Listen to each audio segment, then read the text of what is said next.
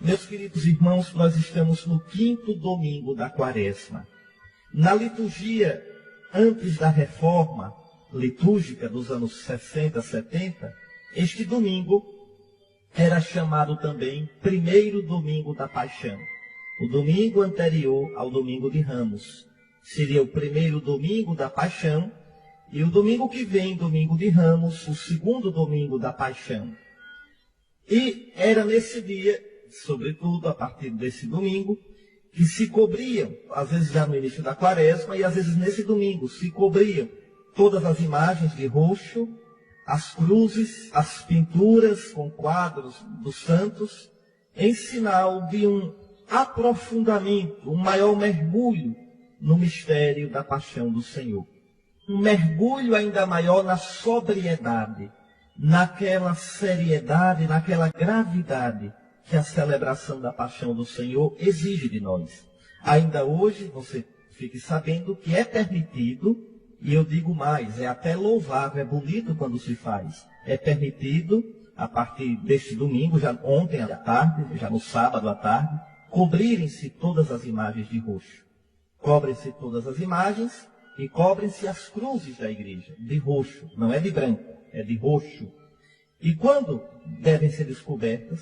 Devem ser descobertas na tardezinha do sábado para a vigília pascal.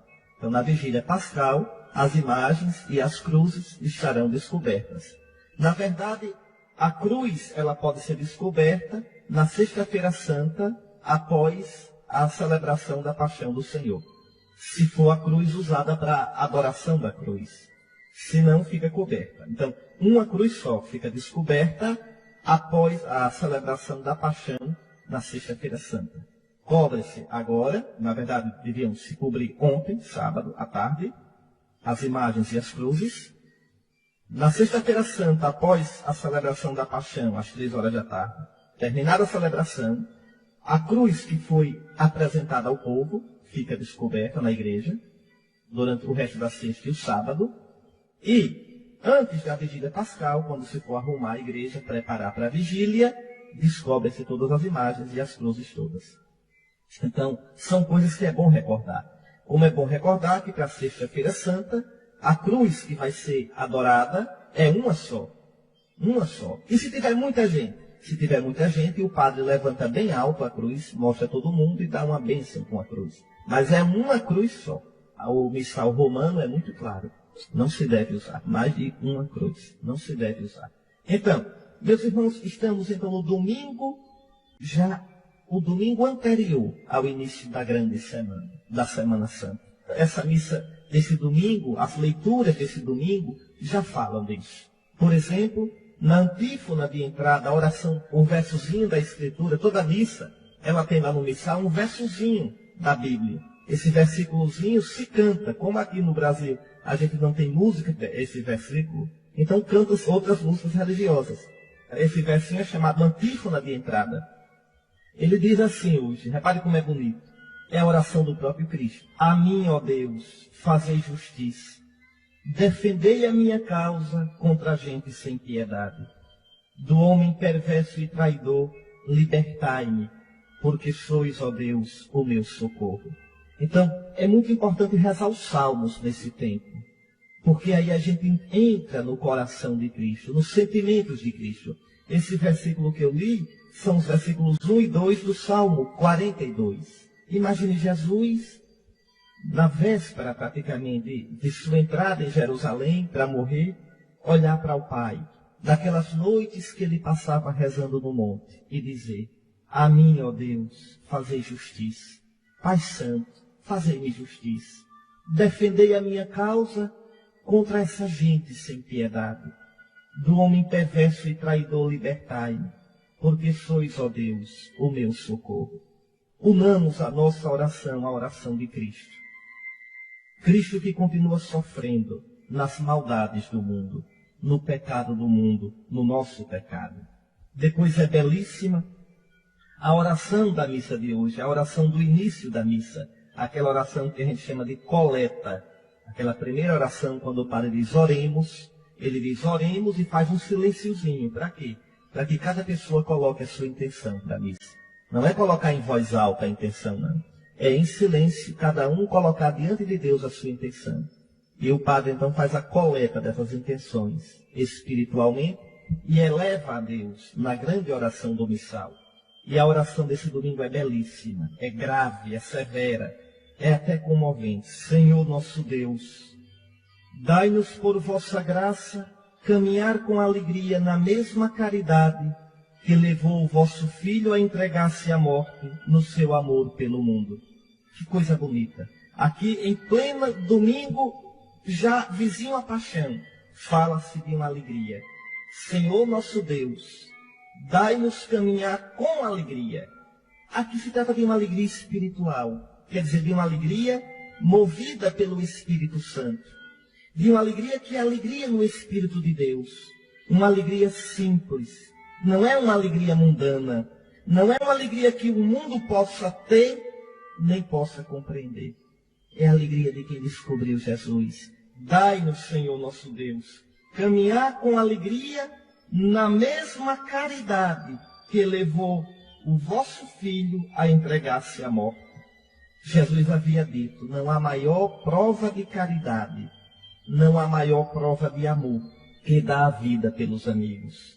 Foi por amor que Cristo se entregou. É interessante. Olhe para a cruz.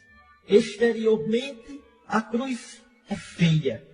Exteriormente, a cruz é odiosa. Exteriormente, o que levou Jesus à cruz? A traição de Judas, a covardia de Pilatos que lavou as mãos, as maquinações maldosas dos sacerdotes e escribas judeus, dos saduceus. Isso levou Jesus à morte. Mas interiormente, o que levou Jesus à morte? O amor. O amor do Pai que amou tanto o mundo a ponto de entregar seu Filho. O amor do Filho. Ele me amou e se entregou por mim, diz São Paulo. O amor do Espírito Santo. Espírito de amor. A carta aos Hebreus diz que Jesus ofereceu-se na cruz ao Pai, no Espírito eterno, no Espírito Santo. Que coisa bonita. Jesus faz da cruz, daquela cruz odiosa, um gesto de amor extremo. Senhor nosso Deus, dai-nos por vossa graça caminhar com alegria na mesma caridade que levou o vosso Filho a entregar-se à morte no seu amor pelo mundo. A morte de Jesus é pelo mundo inteiro. Jesus é o Salvador de tudo e de todos. Toda salvação somente pode acontecer através de Jesus. Fora de Jesus não pode haver salvação. Se alguém nesse mundo for salvo, é porque Jesus morreu por ele e ressuscitou por ele. E com amor entregou-se até a morte de cruz por ele. Hoje a igreja pede que o Senhor nos dê a graça de ter essa força, de fazer do nosso dia a dia uma entrega junto a Cristo, unidos a Cristo por amor de Deus, uma entrega em favor do mundo. Que coisa bonita. Observe bem que toda esta leitura se refere aqui. Recorda o quê? Evoca o quê? O Êxodo. Ali o livro do Êxodo, a partir do capítulo 13, 14, indo para frente, quando Deus tira o seu povo do Egito, fá-lo atravessar o Mar Vermelho, conduze-o pelo deserto até a Terra Santa. Você se lembre que ali na travessia do Mar Vermelho, Deus tirou os israelitas da escravidão. Eles eram ninguém, eles não tinham futuro. E agora Deus os livra da escravidão, fá-los atravessar o Mar Vermelho, eles agora são um povo livre. Ali Deus os livrou da morte, de uma vida sem nenhuma perspectiva. Escravos, Deus agora lhes dá uma esperança. Ali, no Êxodo, no Mar Vermelho, na Páscoa, Deus abriu o mar e fê-los passar. Fê-los fazer a sua passagem, a sua Páscoa. Ali Deus destruiu os seus inimigos. Ali Deus lhes deu uma nova vida. Em suma, ali Deus fez deles um povo. Todos os anos o povo de Israel, ainda hoje, celebra a festa da Páscoa. É a grande festa judaica. Ali o povo de Deus experimentou o amor, a misericórdia, a fidelidade, o poder do seu Deus. Pois bem, diante de tudo isso, o profeta Isaías diz: não relembreis coisas passadas. Não olheis para fatos antigos. Vocês se lembram da saída do Egito? Pois eu farei coisas novas e que já estão surgindo. Acaso não as reconheceis? Quer dizer, Deus promete ao seu povo uma nova Páscoa. Deus promete ao seu povo uma libertação, uma salvação ainda maior. Eu farei coisas novas. Veja, e que já estão surgindo. Eu abrirei uma estrada no deserto. Eu farei correr rios na terra seca, para dar de beber a meu povo, a meus escolhidos. Isso vai se cumprir na Páscoa de Jesus.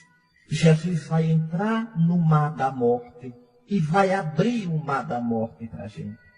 Antes de Jesus, ninguém podia ressuscitar. Ninguém ressuscitou antes de Jesus. O primeiro a ressuscitar dos mortos foi Jesus. Você pode dizer, mas Dom Henrique, e Lázaro? E a filha de Jairo? E o filho da viúva de Naim? E aquele jovem que Elias ressuscitou no Antigo Testamento? E aquele outro que Eliseu fez voltar à vida? Compreendam bem. A palavra ressuscitar pode ter 3 sentidos. Ressuscitar pode ter o sentido espiritual. Fulano estava morto, desanimado e ressuscitou. Ressuscitar pode ter um sentido figurado, vamos dizer assim. E ressuscitar pode ter um sentido real, próprio. O sentido figurado, Lázaro estava morto, sim. Lázaro caiu no mar vermelho da morte. E o que foi que Jesus fez? Jesus, para mostrar que tinha poder sobre a morte, pegou Lázaro lá de dentro e fê-lo voltar para esta vida mortal, para esta vida que passa, para esta vida limitada. A mesma coisa ele fez com a filha de Jairo e com o filho da viúva de Naim. Já estavam na morte? Estavam. Estavam atolados lá? Estavam. Jesus disse, voltem para aqui, para que todo mundo veja que eu tenho poder sobre a morte. A morte não tem poder sobre mim. Pronto. Mas depois o filho da viúva de Naim morreu. Não sei de que doença, se de velhice, mas morreu. A filha de Jairo morreu. E Lázaro morreu de novo. Eu quero ver vencer a morte. Eu quero ver atravessar a morte. Sair do outro lado. Do outro lado não tem mais morte. Do outro lado, a morte ficou para trás. Do outro lado, a morte foi vencida. O que é que está do outro lado? É o Pai que é vida. Do outro lado está a felicidade. Do outro lado está a plenitude. E nesse outro lado ninguém conseguia enxergar. Ninguém. Jesus é o primeiro. Jesus saiu desse mundo na sexta-feira. Ele estava na cruz. Ali às 3 da tarde ele saiu desse mundo. E foi para onde? Entrou na morte. Passou o resto da sexta na morte. O sábado todo na morte. E no domingo de madrugada saiu do outro lado. Ele ressuscitou. Ele venceu a morte. Nunca mais a morte tem poder sobre ele. Você não pense, viu, que a ressurreição de Jesus foi ele voltar para esse mundo. Coisa nenhuma. Se voltasse para esse mundo, não ressuscitou. Não. Ele passou deste mundo para o Pai. Na madrugada do domingo, eu vou dizer a você.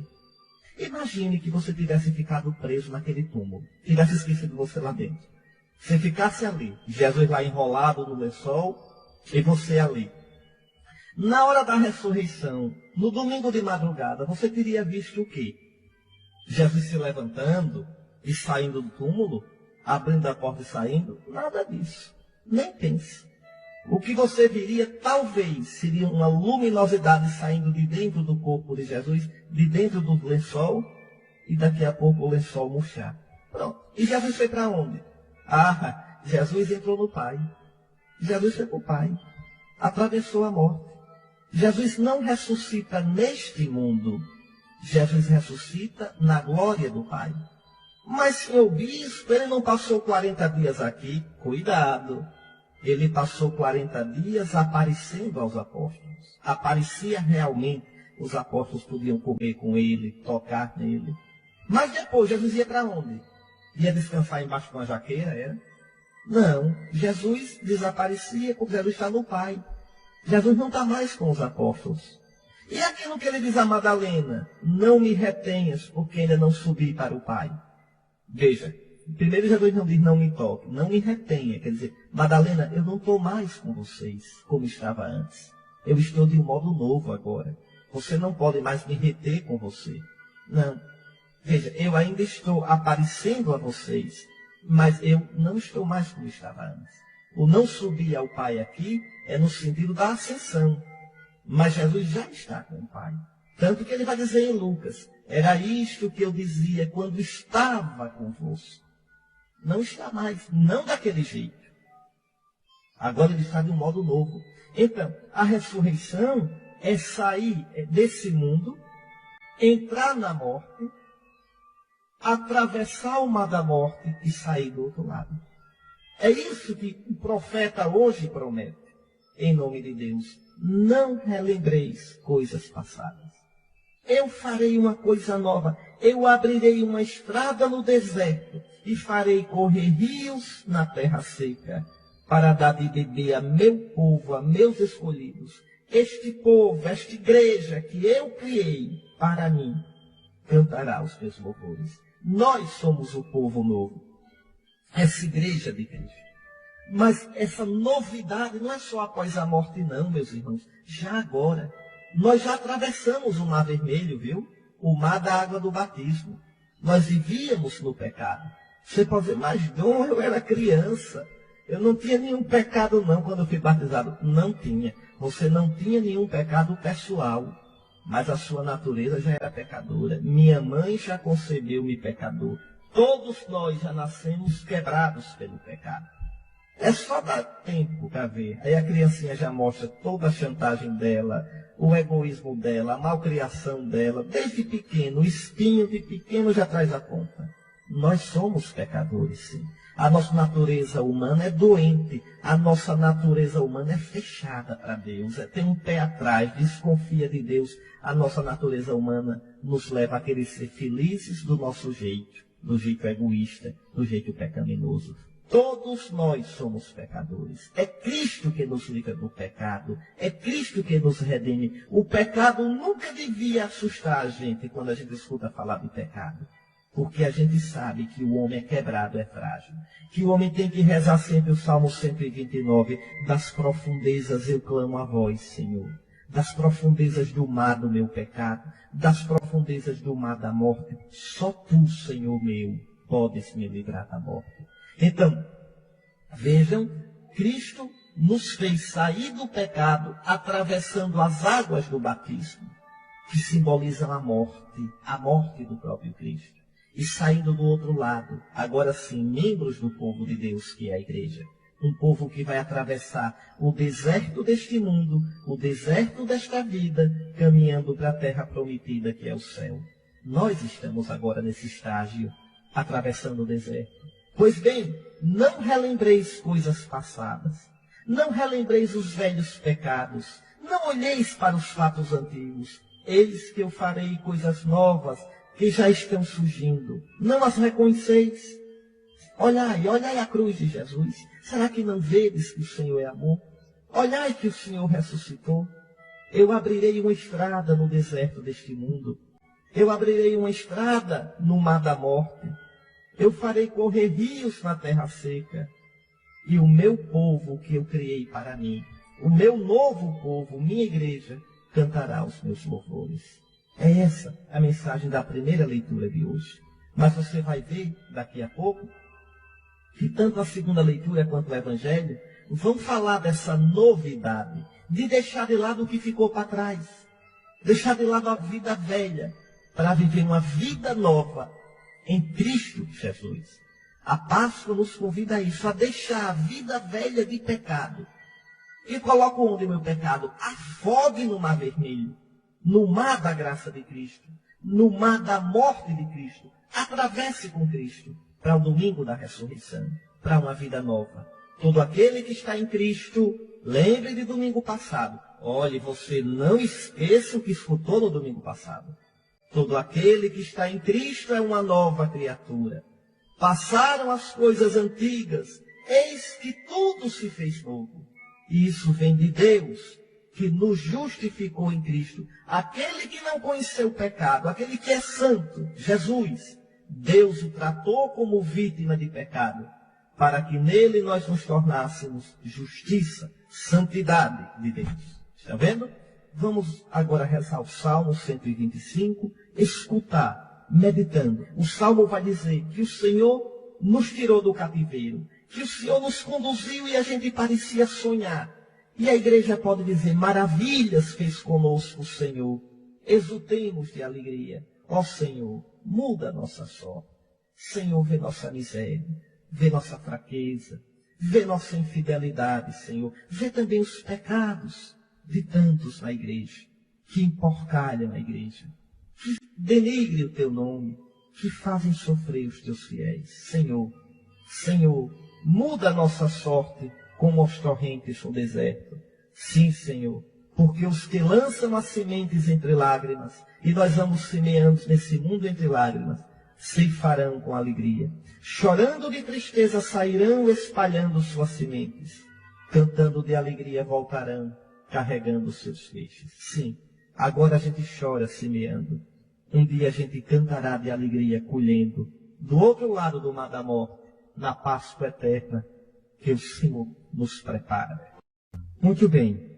Então, o Senhor nos renova. O Senhor é capaz de mudar a nossa sorte, o nosso destino, a nossa situação. E muda com a cruz do seu Filho.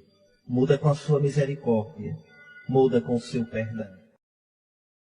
Então, renova-me, Senhor. Eu já não quero ser igual. Eu já não quero olhar as coisas passadas. Tudo que há em mim precisa ser mudado por Ti. E o Senhor realmente, quando a gente se abre para Ele, na verdade, Ele nos renova. O escândalo para o cristão não é o pecado. O escândalo para o cristão é o permanecer no pecado. É o deleitar-se no pecado e ter o cinismo de chamar de bem e de certo ao que é errado, ao que é pecado. Renova-me, Senhor, porque tudo que há em mim precisa ser mudado. Estão vendo, meus irmãos, é um dos textos mais emocionantes. São Paulo, já com uma certa idade, no cativeiro, dá um testemunho belíssimo. Aqui vale a pena a gente meditar versículo por versículo. Se você tiver com a Bíblia aí, tome a Bíblia. Você já escutou, é do capítulo 3 da carta aos Filipenses. Filipenses 3.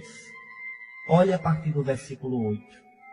Irmãos, considero tudo como perda diante da vantagem suprema que consiste em conhecer a Cristo Jesus, meu Senhor. Que coisa impressionante. Para São Paulo, nada vale no mundo, tudo é perda diante do maior bem, do maior tesouro que existe na vida, que é conhecer a Cristo Jesus. Mas cuidado, conhecer aqui não é conhecer pelos livros. Conhecer aqui não é conhecimento teórico, do estudo, acadêmico, livresco. Não. Conhecer na Bíblia quer dizer ter intimidade. É conhecer por dentro. É conviver. Então São Paulo diz, considero tudo como perda, diante da vantagem suprema. Não existe outra vantagem maior nem igual. Diante da vantagem suprema, que consiste em experimentar, em ter intimidade, em ser amigo do Cristo Jesus, meu Senhor. Olhe, quem já experimentou isso sabe do que eu estou falando. Se você na sua casa, se você que está aí me escutando, se você já experimentou a doçura de Cristo, se você já experimentou a unção de Cristo no seu coração, na sua mente, você sabe do que eu estou falando. Não existe na vida riqueza maior. Não existe nesse mundo bem maior, mais sublime, do que ter a amizade de Jesus. E Paulo, já maduro, já cansado do apostolado, diz isso. eu considero tudo como perda. E aí ele diz uma das coisas, um dos versículos mais bonitos, mais comoventes da Bíblia. Ele diz, por causa dele, eu perdi tudo. Que coisa, hein? São Paulo diz sem pena. São Paulo diz sem choro, sem arrependimento. Por causa de Cristo, eu perdi tudo. Eita, Paulo velho, é verdade. Paulo tinha os parentes. Perdeu tudo. Eles ficaram no judaísmo. Paulo foi considerado por eles um renegado. Paulo tinha prestígio entre os judeus.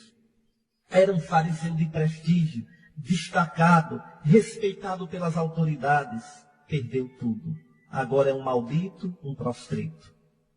Paulo deixou sua terra. Paulo não teve família, não se casou.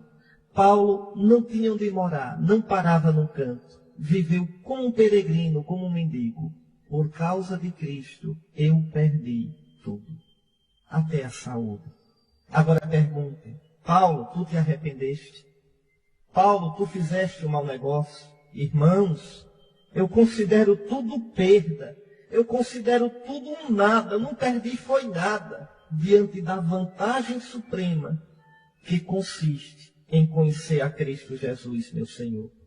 Eu considero tudo como lixo para ganhar a Cristo e ser encontrado nele. Repare, note aqui a ironia.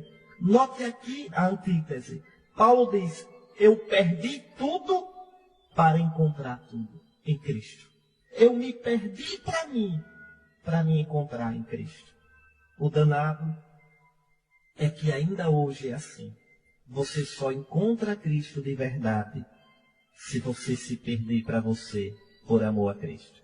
Jesus tinha dito, quem quiser salvar a sua vida vai perdê-la. Quem perder a vida por mim vai encontrá-la. Paulo fez essa experiência. Paulo fez. Eu perdi tudo, irmãos. Eu me deixei. Eu mudei de vida totalmente. Para mim tudo é nada, tudo é lixo.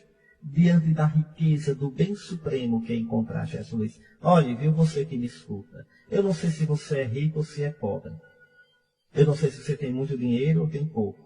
Não sei se você tem uma família equilibrada ou desarrumada. Não sei se você tem prestígio ou não tem. Eu não sei como é a sua vida. Mas uma coisa eu sei, viu, cristão? Você só será feliz de verdade se você encontrar Cristo na sua vida. E outra coisa eu sei. Você só encontrará Cristo de verdade se você tiver a coragem de deixar um monte de coisa na sua vida por amor de Cristo. Pode ser deixar um negócio errado que você faz. Pode ser deixar um vício que você tem. Pode ser deixar uma ligação troncha com alguma pessoa que você tem. Algum afeto desarrumado que você tem. Seja o que for. Mas você só experimentará Cristo de verdade quando se deixar por Cristo. E quando você se deixar por Cristo, você descobrirá o que é a felicidade de verdade. É o que São Paulo está dizendo. Considero tudo como lixo para ganhar Cristo e ser encontrado unido a Ele.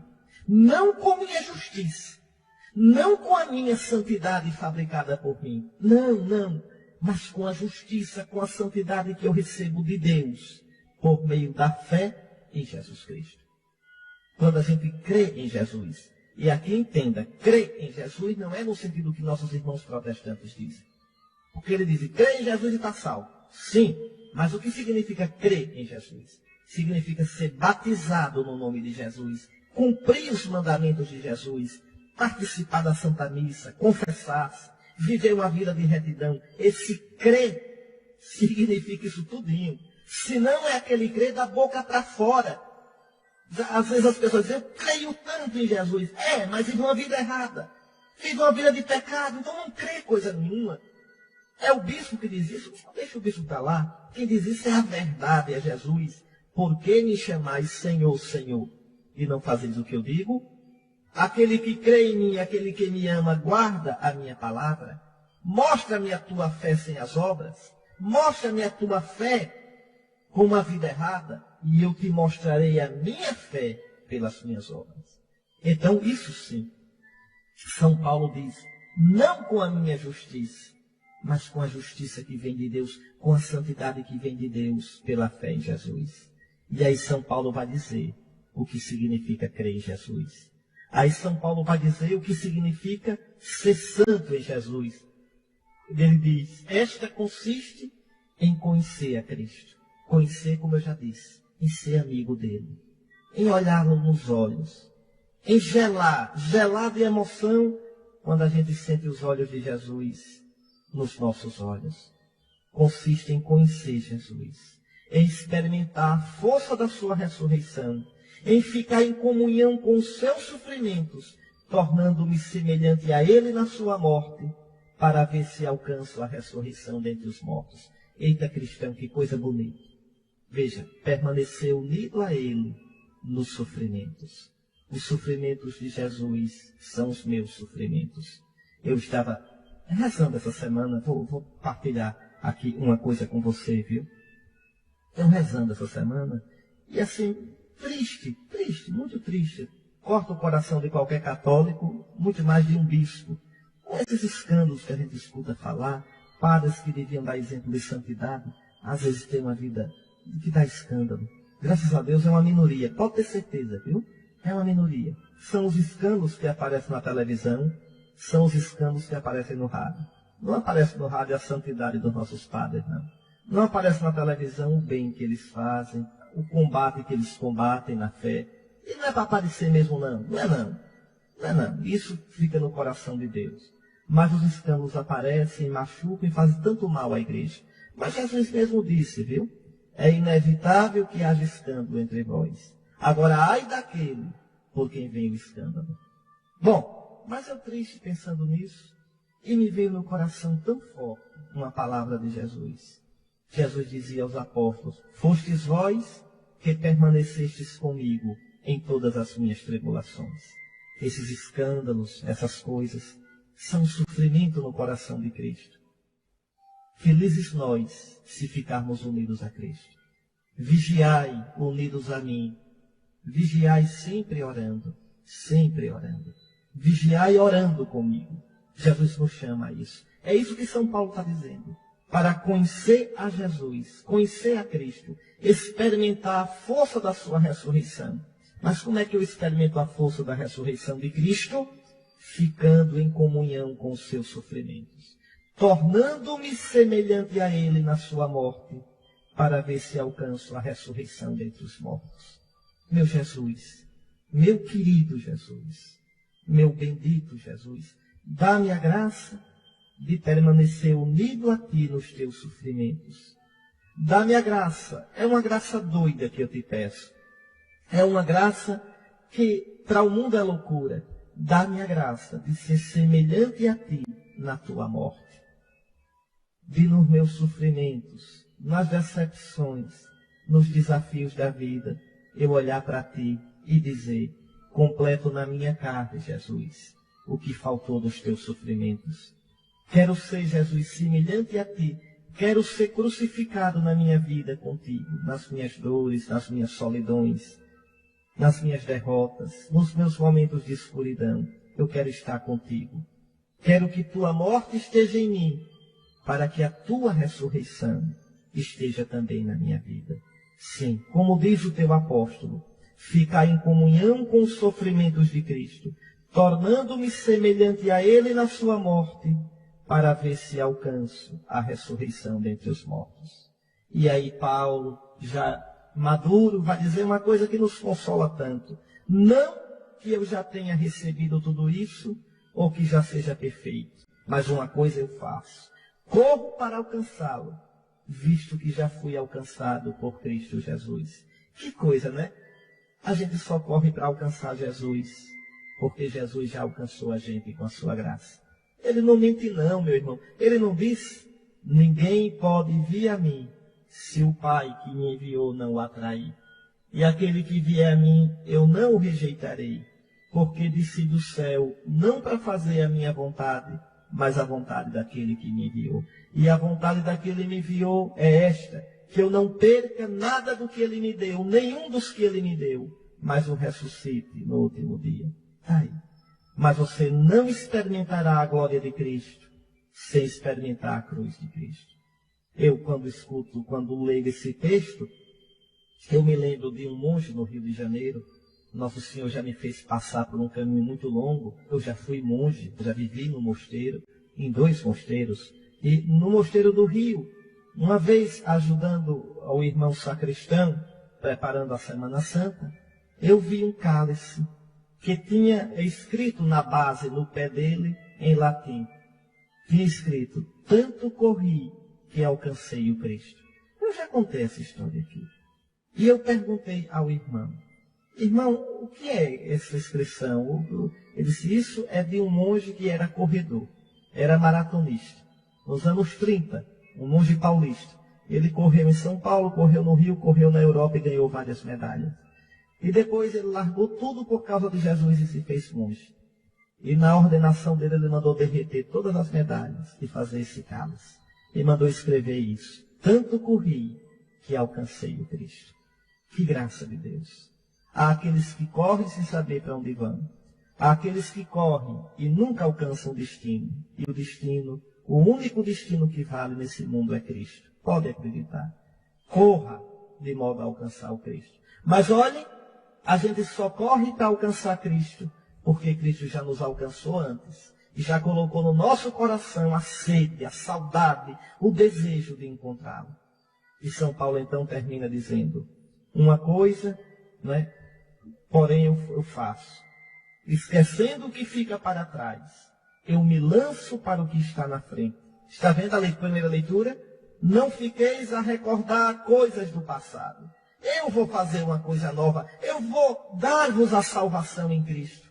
São Paulo diz: eu esqueço o que ficou para trás. Você pecou. Esqueça. Se confesse e deixe o pecado para trás. Cristo não espera você no passado. Cristo espera você hoje. E para construir com você um futuro. Esquecendo o que fica para trás, eu me lanço para o que está na frente. E o que é que está na frente? É o meu Senhor Jesus que me espera. Corro direto para a meta, rumo ao prêmio que do alto Deus me chama a receber em Cristo Jesus. Está aí. Nós estamos já na penúltima semana da Quaresma. Homem, mulher, deixe o velho pecado, esqueça o velho pecado. Confesse esse pecado, procure o Padre, confesse-se ao Senhor Jesus, jogue o seu pecado no fundo do coração de Cristo, que Ele queima com seu amor. E corra para diante, para uma vida santa, para uma vida na qual você conheça Jesus com todo o seu coração. Deus age por nós em Cristo Jesus, na cruz do Senhor Jesus, na sua ressurreição. Deus agiu de modo pleno, total e definitivo na nossa vida. Por isso eu posso dizer: eu me levanto e prossigo, porque Deus agirá. Não lembreis as coisas do passado, diz a primeira leitura. Eu vou fazer uma coisa nova. E São Paulo diz: esquecendo o que ficou para trás, eu sigo adiante. Um belo exemplo disso, de como Deus muda a nossa vida em Cristo, de como o Senhor nos renova, nos restaura. Lembrem de domingo passado: todo aquele que está em Cristo é uma nova criatura. Está aí um belo exemplo de como Jesus nos restaura e nos cura. Essa mulher é a imagem da humanidade toda. Essa mulher é você, essa mulher sou eu, essa mulher é toda a humanidade. E Jesus nos renova. Nos renova. Vamos acompanhar esse evangelho quase que versículo por versículo. Naquele tempo, Jesus foi para o Monte das Oliveiras. Você sabe, o Monte das Oliveiras fica perto de Jerusalém. Jerusalém fica no Monte Sião e a parte do templo no Monte Moriá. Aí imagine um monte, não é um monte muito alto não, viu? Aí você desce o monte, tem uma grota. Essa grota se chama Vale de Josafá, ou chama-se também Torrente do Cedron, porque nessa grota passa um riachinho. Certo? Você subindo o outro lado da grota é o Monte das Oliveiras. Então, o Monte das Oliveiras fica na frente de Jerusalém. Você desce o Monte das Oliveiras, atravessa a grota, sobe, está em Jerusalém. No Monte Moriá, bem no templo, ou no Monte Sião, um pouco mais à esquerda. Pronto. Então, Jesus passa a noite no Monte das Oliveiras, longe de Jerusalém, ele vai fazer isso muito já na hora de morrer. Porque sabem que querem matá-lo, ele, para evitar qualquer coisa, dorme no Monte das Oliveiras, ou vai até a casa de Lázaro, em Betânia. Onde fica Betânia? No Monte das Oliveiras, só que do outro lado, descendo para o outro lado, nas costas do monte. Fica Betânia e fica Betfagé. Então Jesus ficava lá, dormia, e no outro dia, cedinho, antes do sol nascer, já estava em Jerusalém. Jesus caminhava bem, tinha as pernas boas para caminhar, viveu andando, o povo daquele tempo caminhava. A gente hoje que caminha só por culpa e depois está com a língua para fora. Mas naquele tempo não. Então Jesus, olha, foi para o Monte das Oliveiras. De madrugada voltou de novo ao templo. E todo o povo se reuniu em volta dele. Sentando-se, como um mestre, Jesus começa a ensinar. E aí que coisa triste. Entretanto, os escribas e os fariseus trouxeram uma mulher surpreendida em adultério. Colocando-a no meio deles, disseram a Jesus: Mestre, esta mulher foi surpreendida em flagrante adultério. É danada. É cedinho pegar a mulher na cama, logo cedo. Repare esses escribas, esses fariseus. O que quer dizer esse adultério? Quer dizer que essa mulher era casada e estava com outro homem. Então saem puxando a mulher pela rua. Que coisa triste. Vem puxando a mulher pela rua e coloca diante de Jesus. Os escribas e os fariseus. Autoridades, viu? Gente de religião. E aí colocam, olha o cinismo, viu? Mestre, esta mulher foi surpreendida em flagrante adultério. Moisés, na lei, mandou apedrejar tais mulheres. Que dizes tu? Que dizes tu? E São João diz no Evangelho, perguntavam isso para experimentar Jesus e para terem motivo de o acusar. Aqui está o nosso cego. Realmente, a lei mandava apedrejar as mulheres. E eram adúlteras. Se Jesus dissesse apedreje, cadê a misericórdia dele? Se Jesus dissesse não apedreje, então ele está desobedecendo, descumprindo a lei de Deus, a lei de Moisés. Mas qual é o problema? Olha esses fariseus. Vocês acham que eles foram pegar essa mulher e arrastando-a pelo meio da rua por amor à lei? É não.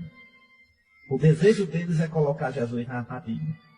No desejo deles de pegar Jesus, eles não olham a dignidade da mulher. Eles não olham que vão levar a mulher para o escândalo. A gente faz tanto isso. Isso me dá uma angústia tão grande. Quando a gente vê alguém que errou, e a gente expõe na televisão, expõe no rádio, fica remoendo aquilo. A gente não pensa na dignidade de ninguém, não. Pensam que esse remoer é por amor à verdade? É não. É pelo gosto do escândalo. É porque dá ibope. É porque dá dinheiro. É porque para aquele jornalista vai ser uma promoção. Isso às custas da dignidade, das lágrimas dos outros. A gente é danado. E às vezes a gente que aponta e que fala tem pecados e falhas piores do que aquele que está sendo acusado.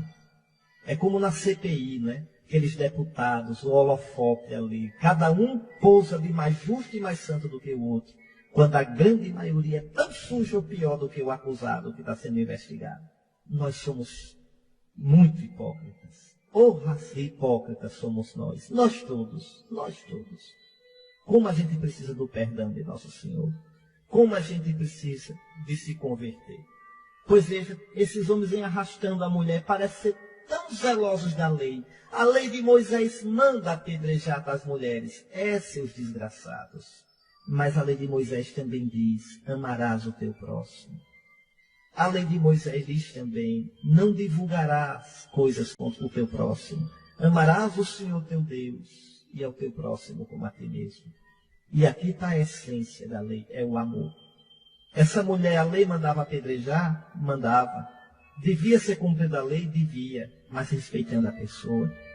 Uma pessoa que cometeu um crime deve pagar por ele, deve ser preso? Deve sim, deve. Aliás, o mal do Brasil é a impunidade.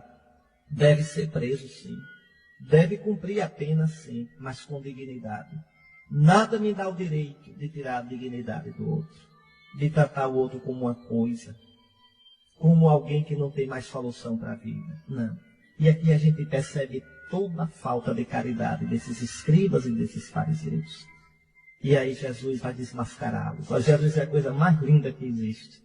Jesus nem responde a pergunta deles. Não responde. A gente só deve responder a alguém quando vale a pena. Quando não, deixa para lá. Então Jesus, sentado como está, começa a escrever no chão. Por que escrever? O que Jesus está fazendo? Como que diz? Eu nem ligo para vocês. Está ali na dele. E eles ali esperando. E Jesus escrevendo.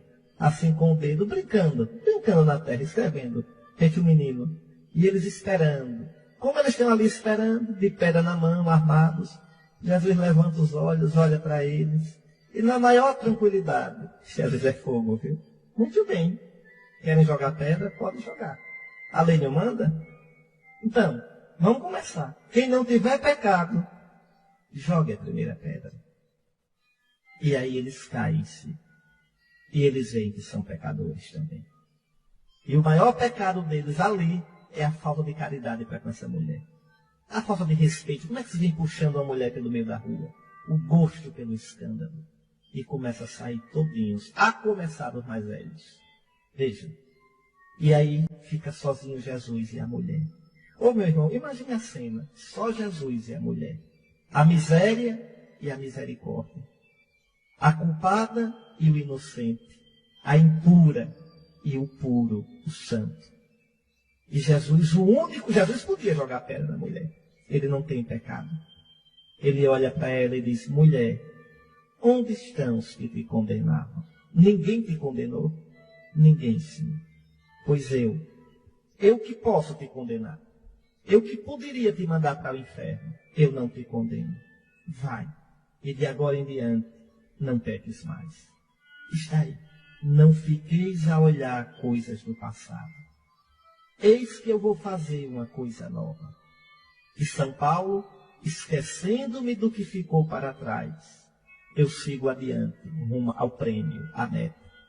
O Senhor Jesus olha para você, nesse 5º domingo da Quaresma. O Senhor olha para você e diz, eu não te condeno. Confessa o teu pecado. Eu não te condeno. Agora, de agora e para diante, vai e não voltes mais a pecar. Todo aquele que está em Cristo é uma nova criatura. É uma vida nova. Está aí a mensagem desse 5º domingo da Quaresma. Um convite a, neste final de Quaresma, depois que a gente fez o balanço, as contas e viu nossa miséria e nosso pecado, não ficar olhando mais para trás, mas olhar para Cristo e ir para adiante com o coração cheio de confiança. Meus queridos irmãos, está aí a palavra de Deus, né? Essa palavra tão santa, essa palavra que enche nosso coração de alegria, essa palavra que nos ilumina, essa palavra que é vida e é vida em abundância. Eu peço que você, se não se confessou ainda, se confesse. Peço que você vá cada vez mais mergulhando no mistério da cruz do Senhor. A própria oração da igreja, o prefácio da missa, já vai dizer, o universo inteiro, salvo pela paixão do vosso Filho, pode proclamar a vossa misericórdia. Pelo poder radiante da cruz, vemos com clareza o julgamento do mundo e a vitória de Jesus crucificado. Na cruz, o pecado do mundo é desmoralizado. Na cruz, a vitória de Cristo se torna a nossa vitória. A bênção. Bendito seja o nome do Senhor, agora e para sempre. O nosso auxílio está no nome do Senhor, que fez o céu e a terra. Abençoe-vos o Deus Todo-Poderoso, Pai, Filho e Espírito Santo. Amém. Nós vos adoramos, Santíssimo Senhor Jesus Cristo, e vos bendizemos, porque pela vossa Santa Cruz remistes o mundo.